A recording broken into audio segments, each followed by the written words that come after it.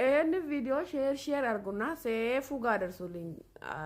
ኢትዮጵያኖች የኔ ፍቅሮች የኔ ውዶች ሼር ኮፒ ሊንክ አድርጉልኝና ሴፉ ጋር ደርሱልኝ። ምስትና ባል ተጣልቶ አንተ ጋር ሲመጣ ለምንድነው ለብቻ የምትጠራው? ምስቷ ቀደም ብላ ከመጣች ይድኛ ባለምጪ ብላ መልሰው።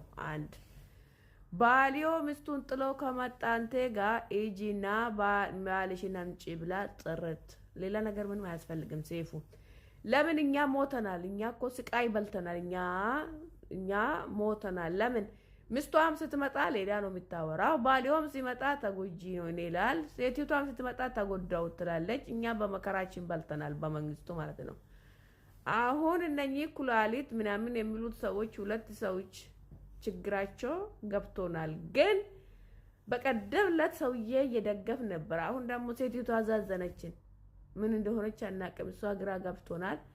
እና አንድ ሰውዬ ደግሞ አለ ማስተር ነው ምንድነው የሚባለው? ሽምግልና የመጣው ማለት ነው። በቀደምለት ታራቂ ነክ ወይ አንተ አጋጪ ነክ? የኔ አባት በዚህ ሰዓት አልኩኮ ሰው ያስታርቃል እንጂ ያስጋጫል እንደ ጋጪ ሰው እንዲህ አለ እኮ። ሰውየው ምን እንዳለ ልንገራችሁ ጋር እስካላስታውሳችሁ አማርኛ እስካልገባችሁ ይቆዝም የምታበትበውና ሰውየው ምን አለ? ሴፉ ታረቁ ምናምን ስለው ሰውየው ደግሞ በዚህ ሰዓት ይቅር ኩላሊት ሰው እኮ ልብስ ገዝቶ ካላገባሽኝ ብሎ የሚጠፈጥፈው ዘበን ውስጥ ነው ያለ ነው። አንተ ግን ኩላሊትን የሰጠው አንተ ሽማግሌ ነህ ቆይ ሸይጣን ነህ በመድኃኒዓለም።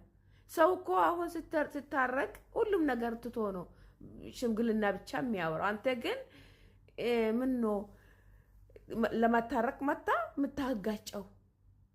ዳሞ ተመልሳ ኩላሊቷ የኢትዮጵያ ኢብዙ ሁሉ ነው እንደ ሁሉም ሰው እኮ ነው የሚቆጣው እኮ ሰውየው። ሽማግሌ ነህ አሁን አንተ ችጋራ ማርያም እንዴት እንዳናደደኝ ሰውየው። እነኚህ ሰዎች ሴቲቷም እኮ አሁን ልጅቷም ታጎዳለች። ማርያም እስከሱ ለይታ መኖር አትችልም። ልጁም ደግሞ ተመልሶ ህርም መበላት አልችልም። እሷ ስለካደች ማለት ነው። ግን ሴፉና ያ ሰውዬ ግዴታ መታረቅ አለባቸው እነኚህ ሰዎች ማለት ነው። ግን ከናንተ ማርያምን እኛ ቲክቶከሮች ይሻላል እና ሀቢባ ይሻላል ከናንተ። እነኚህ ትልቅ ቴሌቪዥን ላይ ቁጭ ብሎ ሰውን ያጋጫል። አረኛ ቲክቶከር ይሻላል። ቲክቶከር ለካኔ ቲክቶክ እኮ የቲክቶክ ሰዎች እኮ እብድ መሰለኝ እኔ በፊት። አራ ቁም ነገረኛ ነን እኛ ይሻላል እኮ ጋይስ። ሰው እኮ ልብስ ሰጥቶ ራሱ ካላገባሽም ብሎ ፍርድ ቤት የሚቀርበው አንተ ግን ኩላሊት ሰጣ እንዴት ነው ዝም ያልከ ብሎ ሽምግልና ውስጥ ይሄን ወሬ ያወራ። አንድ በል የታዘብኩትን እኮ ተመልሳ ደግሞ ምን እንዳለ ታውቃላችሁ? የኢትዮጵያ ኢብዝ ደግሞ ነው የገረመኝ። ኩላሊት ሲሉ ነበረ። ኩላሊት ከኢትዮጵያ ኢብዝ ነው ሁሉ ውስጥ ነው እንደ ያለው አሁን እንደ አረ ሰው አረ ክፋቱ በኢየሱስ ክርስቶስ። ማን ደግሞ ባላስፈለገኝ ኩላሊት ሳይሆን ድንግሌን ብቻ ወስዶኝ ከኔ ጋር መኖር ባልፈልጉኝ ወይም የራሴን አምጡልኝ። ጋከን አከውበተን በርባደ ሸመሪ ቶክ ማለቀን ቀብዲዮቴ ሆጂን ቀብዲዮቴ ኢሪ አገደን ዳማቴቲ ጉቱ ፊያደ ዋን በርባች ሱንዱማ ጩፉ ፊያደ ማለቀ ሲንከናፊ ሆጂ ሲን በርባዳፊ ዮጃለቴ ጀቹ ኢሪ ቶኮ ማለቀን ቀብዮቴ ሆጂን ቀብዮቴ ሸመረን ገለገለኒን ይላለን። ዋንተ ከነ ሰደን ስሪቲ ውበድ tokkoffa bilbiltee fi bilbila keen kaasa yoo ta'e deebisanii immoo siin bilbila yoo ta'e gabaabumatti sii bilbiluu hin barbaanne jechuudha. Lammaffaa irratti meesejii itti barreessitee meesejii kee akkasumatti ilaalanii kan dhiisa yoo ta'e siin deebisa yoo ta'e bakka sii deebisuu waan hin barbaanneefidha meesejii sana. Sadeeffaa waan isaaniif gochuu barbaadde itti himtee karoora gara fuulduraa itti himtee waan gaggaarii hedduu itti himtee garuu bakka ittiin kenna yoo ta'e si kunuunsuun barbaanne si wajjin turuun barbaanne gabaabumatti jechuudha. Kana fudhachuun nurra jiraata. Nama akkasii faana yeroo keenya gubuun nurra hin jiraatu jechuudha. Galatooma. Yaada kana fakkaatu argachuuf foloo gochuu hin dagatinaa. Akkasumallee hiriyoota keessaniif sheer godhaa. Sitifachaa jiru yoo ta'e bakka sitti kennaa jiru yoo ta'e maal goota? Na oddofi. Deebii akka inni si yaadu, akka inni si barbaadu, akka inni si kabaju gochuu yoo barbaadde waan gurguddaa kana shanan godhe. Tokkoffaa akka isa jaallattu, akka isa yaaddu itti dubbachuu dhaabuudha. Si yaadaan jira, si jaallachaan jira hin jedhin. Lammaffaa haasaasaatti dantaa hin kennu. Haasaasaa hin ho'isin. Sirriidha hin jedhin. Sadaffaa tole hin jedhin. Yoo inni wanni ta'e beellaman qaba jedhe. Sin arga yoo jedhe beellaman qaba jedhe. Akkas gaafa inni jedhu mormi. No jechuu bari. Inni arfaffaan ofii keef dursa kenna. Hojii keetti dursa kenna. Hojii kee hojjetadhu. Hin baratta taanaan barnoota kee baradhu.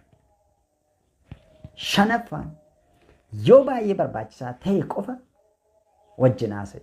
Tooftaan kun deebi'ee namni si tuffate tokko, namni si kabajuu dide tokko deebi'ee akka inni bakka sitti kennu, akka inni si barbaadu godha jechuudha. Kun qorannoo saayikolojiidha. Umurii sirriin itti fuudhan yookiis itti heeruman waggaa meeqa kan jedhamu sunitti maatiin dabarsinaa sirriitti na dhaggeeffadha. Akka qorannoo tokkorraa argetti umuriin sirriin itti fuudhan yookiis heeruman waggaa 20, waggaa 25, 30 osoo hin taane yeroo itti nama sirrii argatanidha jedhama. Yeroo sanatti maallaqa hin qabdu yoo ta'e illee liqeeffattee fuutaa heerumtaa jechuudha. Galatooma yaada kana fakkaatu argachuuf foloo gochuun dagatinaa. Nama milkaa'aa ta'uudhaa fi namoota kanarraatii of eeggachuutu sirra jiraata. Tokkoffaa namoota mo'aman kana dura waa tokko yaalanii warra kufan. Tasumaa isaan hin dandeessaa hin milkooftaa siin hin jedhan. Lammaffaa namoota anumatu beekaa anumatu caala siin jedhan. Waan hundumasaa kan kee kan ta'e ni tuffatu. Kan isaanii caalchisiisu. Achirratti ati saayikoloojikaalii hin miidhamtaa jechuudha. Sadaffaan namoota aaraan namoota jeeqaman waan isaan sii dabalan yoo jiraate aariidhaa fi jeeqamuudha. Abdii kutannaadha. Abdii sitti toruu hin danda'an. Dhalli namaa immoo saayikoo jiraata waan ta'eef abdii barbaada. Kanaaf namoonni baay'een warra qoosan, warra koomeedii hojjetan kan namoonni hedduu jaallataniif boqochuu, gammaduu waan barbaadaniif. Faffaan namoota faallaa kee ta'an yeroo hundumaa faallaa kee kan haasa'an waan taasiftuun faallaa kan deeman mooraalii kee gadi buusu waan ta'eef jarreen kanarraa fagaachuutu sirra jiraata. Inni shanaffaan namoota ofittoo ta'an of jaallatoo ta'anidha. Namoota waa tokkollee siif hin gumaachin warra sirraa waa barbaadan uumaa garuu siif hin godhan ofittoo kan ta'an kan of jaallatan. Yaada kana fakkaatu argachuuf barnoota saayikooloojii barachuuf asumaan foloo gochuu hin dagatinaa. Galatooma. Namni yeroo ammaa dhugaa akka itti himtu osoo hin taane yaada isaa akka itti deeggartu barbaada. Yaada isaa yoo itti deeggartee si jaallata. Dhugaa yoo itti himtee si jibba. Filannoon kan keessanidha. Galatooma. Nama hariiroo keessatti baay'ee nu miidhee sokke yookiis deeme tokko of keessaa balleessuudhaaf tooftaa sadan kana fayyadamuu qabna. Kanaaf achi keessaa waan tokko dhugaan sinitti himu. Isa jalqabaa tooftaa sammuu keenya amansiisuu kan jedhamudha jechuudha. Jalqabarratti sammuu keenya amansiisuu qabna. Kaleessa nama sana akka barbaannu, nama sana akka jaallanne sammuu keenyatti himnee ture. Sababa kanaaf sammuun keenyi nama sana seef godhee jira. Kanaaf ganama guyyaa galgala sammuu keenyatu waa'ee nama sanaa nu yaadachiisaa jechuudha. Amma deebisnee maal gochuu qabnaa? Sammuu keenya keessatti yookiin sammuu keenyatti nama sana akka hin barbaanne, nama sana akka jibbin deebinee sammuu keenyatti himuu qabnaa jechuudha. Sammuun keenyi shaakaluu jalqaba akka hin barbaadu nama kana bakka jibbeera namni kun na dhiisee deemeera jedhu. Hin danda'ama yoo ta'e immoo negatiiva nama sanaa yaaduu jalqabuu qabna. Poozitiiva isaa yoo yaadne waan gaggaarii kana dura wajjin dabarsine yoo yaadne ittuma maraanna waan ta'eef waan negatiiva ta'e duwwaa yaaduudhaan gara sammuu keenyatti himaa deemuu qabnaa jechuudha. Hin danda'ama taanaanii namni yeroo hundumaa jireenya keenya miidhu nama sirrii akka hin taane jechuudha. Namni sirriin jireenya namaa keessatti nama hin miidhu. Namni sirrii nama hin miidhu jechuudha. Hin miidhama malee namni sirrii nama hin miidhu. Kanaaf warri nu miidhanii sokkan suni warra sirrii hin taane akka isaan ta'an sammuu keenya amansiisuu qabna jechuudha. Namni sirrii hin miidhama malee deebisee nama miidha jechuudha. Hariiroo keessatti warri nama miidhan warra sirrii hin taanedha. Bor gaa'ela keessa yoo galtan illee namoonni kun sin miidhanii sokko jechuudha. Ilmoo keessanii hojii walitti sin dhiisanii deemuu waan danda'aniif jarreen kun namoota sirrii waan hin taaneef namni sirrii hin taane nama miidha malee hin miidhamu jennee sammuu keenya amansiisuu danda'utu nurra jiraata jechuudha.